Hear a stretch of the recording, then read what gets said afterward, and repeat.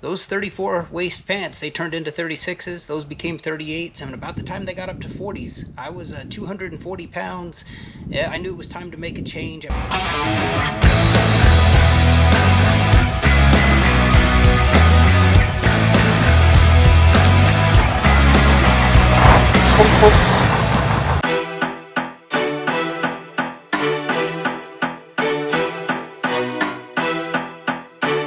So let's talk about who this video is for. This is for somebody who's, looking to lose a little bit of weight, maybe maintain the size that they're at.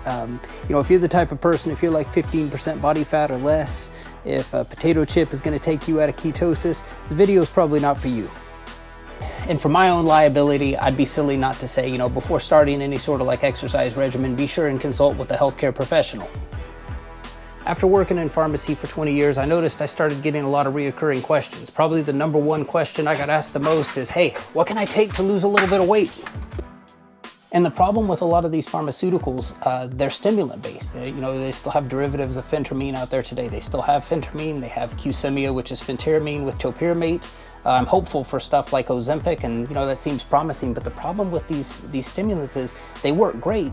I've seen people drop their BMI from 30 down to 22 in like 2 months time, but then that weight loss kind of becomes easy come, easy go, and then the person from that point on in their life has this unrealistic expectation of weight loss. The next time they try to do it without the stimulant, to get the same results takes them 8 months to a year, and 9 times out of 10 they give up during that time. So in my late 20s, I became concerned because, I had always been relatively thin. I fed my body trash when I was younger and I had a good metabolism, but around my late 20s, those 34 waist pants, they turned into 36s, those became 38s, and about the time they got up to 40s, I was 240 pounds. Yeah, I knew it was time to make a change. I felt terrible. I'd stand all day, my knees would hurt, they would ache, I wouldn't feel like exercising. I got into this vicious cycle of, I'm exhausted when I get home from work, I don't feel like exercising. I'm gonna show you a picture here. This picture is of a young man I am overfed and underutilized. So what did I do?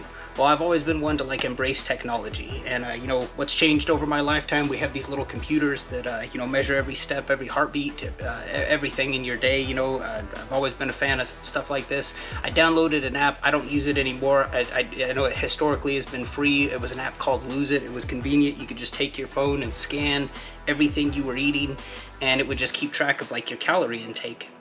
And I did it for 1 week as just like a baseline to see what am I consuming in a day? No changes. I'm just going to see where I'm at. And basically what I learned that I was eating about 5,000 calories a day. 2,000 of that were beverages and ice cream. A few Mountain Dews, my order at Starbucks, polish off each night with a pint of Ben & Jerry's. You can see where I got up to 5,000 a day real quick. One thing I'll say about Lose It is this, use it until you don't need it anymore. Once you kind of have an idea of what you're eating habits, that type of stuff, you don't have to do it. I know it's possible with these calorie counting apps that people can take them overboard and overuse them. But, for me, it was beneficial because, I would go to a salad bar and I'd ladle on enough ranch to, I thought I was eating healthy. Here I'm eating a salad and, I didn't realize ranch dressing was so bad for you. I put enough ranch dressing on my salad that I would have been better served going and getting a cheeseburger with a milkshake. But, it was just one of those things that Lose It opened my eyes to. I never would have known that without doing it. So I took what I had learned in school. A lot's changed in pharmacy, but one thing that hasn't is for every 3,500 calories you create a caloric deficit for, you will lose 1 pound. So, I reduced my intake drastically. I started keeping track of everything. It was hard to give up the soda. Will you see me with an occasional Mountain Dew in my hand? Yes. Will you see me drinking 6 a day like I used to? No.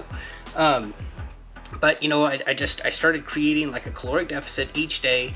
And over time, I was able to lose a significant amount of weight. So was I concerned going into trucking? Pharmacy wasn't the most active job, but I was moving a lot. This little computer on my wrist tells me that, for every 10 hours I worked in a pharmacy, I walked on average, about 4.5 miles every 10-hour shift I would work.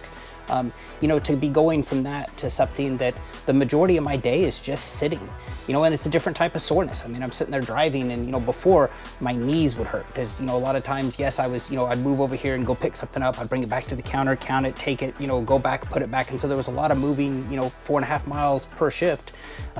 With trucking, there's nothing. I mean, it's just, there's a different type of soreness. I have like a muscle in my back that I don't know if I like hold the steering wheel wrong or what, but or maybe it's just the way I hold it. But, you know, there's to be going from a job that had some physical activity to a job that has none, and knowing that I have this propensity to be big, to be, you know, to let my weight get out of control, it's something that I keep, it's something that's in the back of my mind, you know, every day.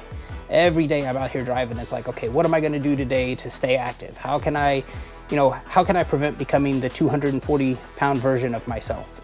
And when I'm out on the road like this, I don't go anywhere without my hiking boots.